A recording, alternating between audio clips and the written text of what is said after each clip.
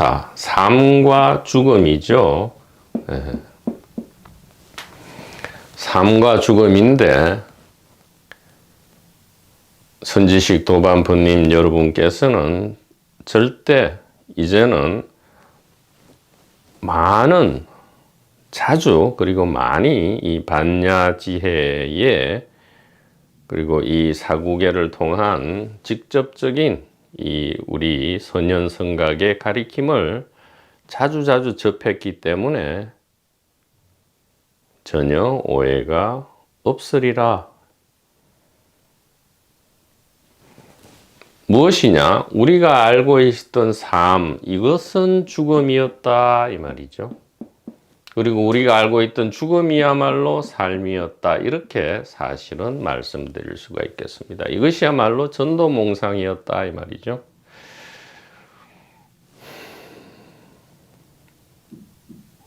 물론 이것은 몸과 세계는 즉 다시 말하면 이 생사 자체가 단일 의식의 자기 자각이라는 이해와 확신 위에서의 지금 말씀입니다. 그렇지 않다면 이것은 그런 이해의 바탕이 없다면 이것은 말도 안 되는 거짓말이 되고요. 우리로 하여금 끔찍한 오해를 불러일으킬 것이다 이 말이죠. 다시 말씀드리면 우리가 알고 있었던 삶, 그것은 사실 죽음이었고요. 우리가 알고 있었던 죽음은 그것은 진정한 삶이었다. 왜 그런가? 단일한 생명 안에서 삶과 죽음이라는 이원적인 축제의 모습이 벌어진다. 아니 그러면 삶이라는 모습만 가지고 축제를 하면 되지 왜 죽음이? 축제라는 말 자체가 이원성의 플레이, 연극이죠. 이원성 연극을 담고 있습니다. 축제가 펼쳐지기 위해서는 반드시 이원성을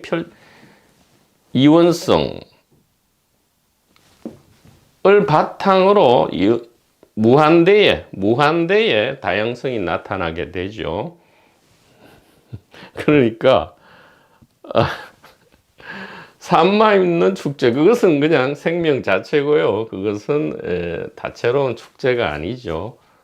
생명 자체, 그것은 의미가 있는 것도 아니고 의미가 없는 것도 아닙니다. 축제, 즉 어린아이들이 우리가 어릴 때 아무런 이유나 목적이나 가치 추구 없이 그냥 뛰어노는 것, 그것이 축제고요. 이것은 반드시 이원성을 바탕으로 해야 한다 이 말이죠. 그래서 삶과 죽음 전체가 생명 축제인데 우리가 이 삶은 진짜고 죽음은 마치 가짜다 이렇게 배웠죠. 이것은 왜 이렇게 배워졌느냐? 좀 냉정하고 가혹하게 말씀드리자면 비즈니스였다 이 말이죠. 이 세상적 비즈니스, 즉 역사시대 이후에 인류가 개별화 필터링을 몹시도 숭상한 이후에 펼쳐지는 비즈니스의 일환으로 지금 죽음이 잘못 알려져 있는 것이고요. 이 개인적 동기 내지 개인을 기반으로 하는 이 호모사피엔스의 삶은 죽음이고요. 강제로 개인성이 박탈되는 죽음이야말로 오히려 이 본래 생명에 가까운 삶이다. 이것이 놀라운, 우리가 참으로 처음 들었을 때는 참으로 우리가 충격을 받을 수 있는 그러한 사실이 되는 거죠. 우리가 요즘 좀비 영화를 많이 보지만 바로 우리가 삶이라는 것이 왜 그토록 이토록 슬프고 메마르고 사막과 같았느냐를 알고 봤더니 이것이 개인을 기반으로 한, 즉 좀비라, 요즘 많이 나오는 이 좀비 영화의 그 좀비와 같은 삶이었기 때문에 그토록 메말랐던 것이다 이 말이죠. 우리도 모르게 개인적 동기가 물러나는 때가 있죠. 예, 그런 때를 돌이켜보면 그런 때야말로 가장 아름답고 황홀한, 진짜 생명이 살아 숨쉬는 그런 순간이었다. 근데 그런 순간은 재빨리 지나가고 또 자주 오지도 않는다 이 말이에요. 자, 그렇다면 이 진실을 안 다음에는 우리가 어떻게 해야 되느냐? 아하, 우리가 삶이라 알았던 것이 죽음이고 죽음이라 알았던 것이 삶이다. 그러면 어떻게 하면 됩니까? 죽음은 그냥 두면 되죠. 죽음 부분 안 건드려도 되잖아요. 죽음은 삶이니까 이 부분은 그대로 두고요. 그러면 죽음 문제는 해결이 됐어요. 오케이 된 거예요. 그러면 오히려 삶이 죽음으로 변한,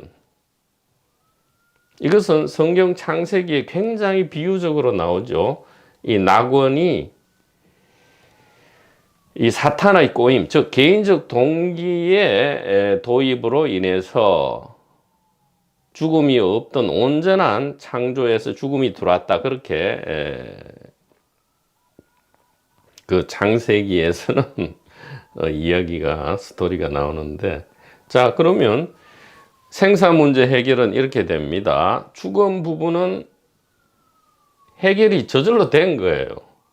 오히려 삶을 지금 이제 해결하면 된다 이 말이죠. 삶을 해결하는 방법은 어떻게 되느냐?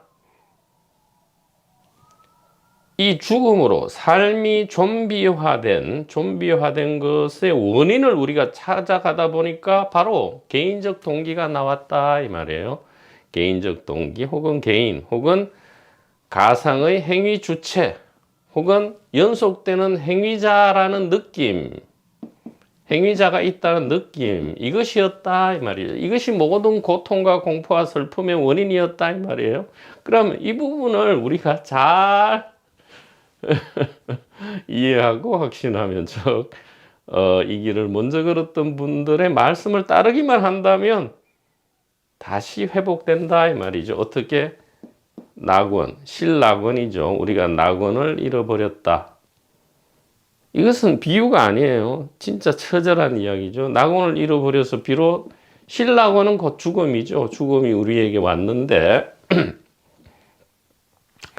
그래서 죽어서 죽는 게 아니고요. 삶이 죽음이었다 이 말이죠.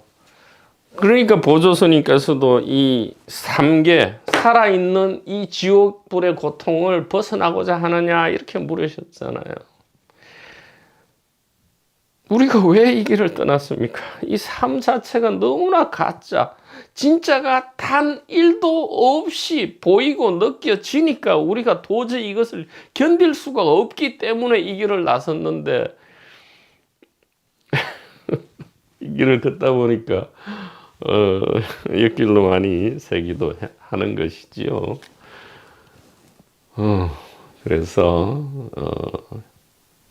실낙원에서 복낙원, 회복하는 거죠. 낙원을 회복한다. 복낙원, 복된 낙원이라는 말이 아니고 회복한다 이 말이에요. 예. 환낙원, 복낙원, 회복. 그러니까 낙원을 잃어버리는 게 죽음이었는데 낙원을 회복하는 것은 무엇입니까? 바로 삶이죠. 이것은 엄청난 반전, 즉 전도몽상이었다 이 말이에요. 우리가 알고 있던 삶은 죽음이었고 우리가 알고 있었던 죽음이 삶이었다 이라는 이 놀라운 진실. 왜 이것이 진실입니까? 뭔가 세계는 단일 의식의 자기 자각이기 때문에 그런 거죠. 뭔가 세계는 자기 의식의, 단일 의식의 자기 자각이라는 이해가 없으면 반드시 개인적 동기가 앞으로 나서고요. 이 개인적 동기가 앞으로 나서면 삶은 죽음으로, 즉 고통과 공포로 변하고 좀비, 사막과 같이 메마르고 슬프고 목마르고 배고픈 그러한 삶이, 아무리 돈과 권력과 여자와 남자를 추구해도 사막인 것은 변하지 않는다 이 말이에요. 왜? 개인적 동기, 개인적 동기와 개인이 늘 나서니까 변할 수가 없죠. 오히려 지나치게 임계치를 넘어가는 돈과 권력은 오히려 더 큰 죽음을 가져온다 이 말이에요. 그것은 우리가 도처에서 보고 있다 이 말이죠. 이렇게 말씀드리면 또 돈과 권력과 여자 남자를 추구하는 악이다, 전혀 그런 얘기가 아니란 말이에요. 주어진 모든 것은 선도 아니고 악도 아니고 다 선물인데, 우리가 그 매뉴얼, 사용 매뉴얼을 모르니까 제 아무리 좋은 물건도 우리가 매뉴얼을 숙지 못하면 다 엉터리가 되고 금방 부서지고 오히려 우리에게 고통을 가져다 주지 않습니까?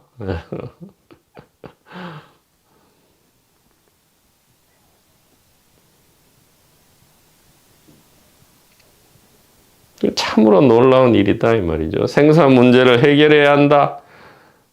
특히 죽음의 문제를 해결해야 한다. 그런데 알고 봤더니 죽음은 건드릴 필요가 없어요. 죽음은 본래 그대로야. 삶이 문제였던 거예요. 참으로. 그래서 어떻게 해야 되느냐?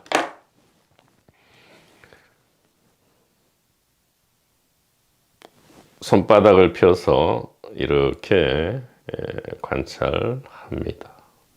손가락 사이에 무엇이 있는가? 손가락 사이에는 텅 비고 고요합니다. 손가락 사이는 텅 비고 고요하죠. 텅 비고 고요한데 신령스러운 이 암, 즉 의식으로 가득 차 있죠. 그것도 당연한 것이 손가락은 존재인데, 그리고 바로 그 옆에 또 존재가 있는데, 존재와 존재 사이에 무존재가 있을 수 있겠습니까? 만약에 존재와 존재 사이에 무존재가 있다면 존재는 어떻게 존재하겠어요? 아하, 알고 봤더니 이 모든 것이 존재고 또 이 존재는 단 하나구나.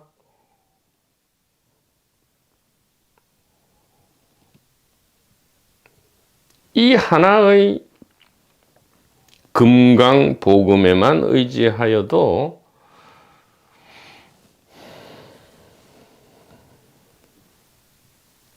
이 삶과 죽음의 무한한 비밀이, 깊고 깊은 비밀이 단박 풀려진다. 그래서 이렇게 늘 하십시오. 손바닥을 펴서 손가락 사이에 있는 이것은 고요하고 텅 비어 있는데 신령스러운 알미구나. 바로 이것이 단일 의식이구나. 자, 이렇게 한다면 이것이 밤에 우리가 잠들어 있을 때 꿈의 세상에서도 이것이 이 연극이 펼쳐질 것이고요. 그때 우리는 화들짝 자각하게 되죠. 의식의 자기 자각이 의식의 자기 자각이 되는 겁니다. 그래서 일상의 꿈이든 밤에 꾸는 꿈이든 이 손가락 사이가 텅 비고 고요한 신령한 알미다. 즉 공적영지다 이 말이에요. 그렇지 않고 우리가 이것을 물리 해석하면 손가락과 손가락 사이는 아무것도 없지, 그냥 공간, 허공이지. 이렇게 하면 약견 재상, 그러니까 손가락 사이는 그냥 무의미한 그냥 공간이지. 그래서 이거 말고 비상을 찾아가야 돼. 상이 아닌, 그러니까 가짜가 아닌 진짜를 찾아가야 열애를 본다 하니까 막 20년, 30년을 찾아 헤매다가 시절 인연에 따라가 앞서 이 길을 걸으신 분, 그건 사람이 아니죠. 의식입니다. 단일 의식의 화살표를 만났더니 아하, 재상적 비상이었구나. 컵, 이것은 컵인 동시에 바로 단일의식이구나. 손가락 사이, 이것은 공간인 동시에 텅 비고 고요한 바로 이 마음이었구나.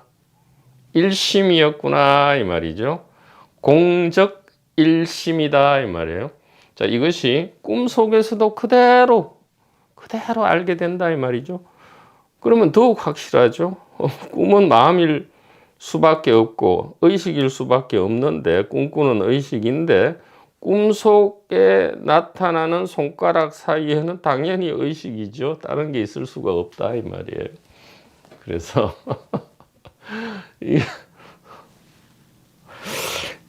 그래서 저 임재 스님께서 몽둥이로 머리통을 백방을 쳐 맞으시고 하신 말씀이 그 농담이 아니었구나 하게 되죠. 황벽 불법 무다자야. 아이고, 이 황벽 스님 이 알고 계셨다는 이 진리가 그렇게 복잡한 게 아니고 너무 단순했구나. 이 손가락 사이의 공적 영지였구나. 그래서 아무리 부처를 피해가려 해도 부처를 피해갈 수가 없죠. 이 손가락으로 부처를 안 보려고 가리는데 그 손가락이 부처인데 어떻게 부처를 안 볼 수가 있겠습니까? 그렇게 일대사 인연은 끝이 나버립니다. 참으로 한편으로는 놀랍고 한편으로는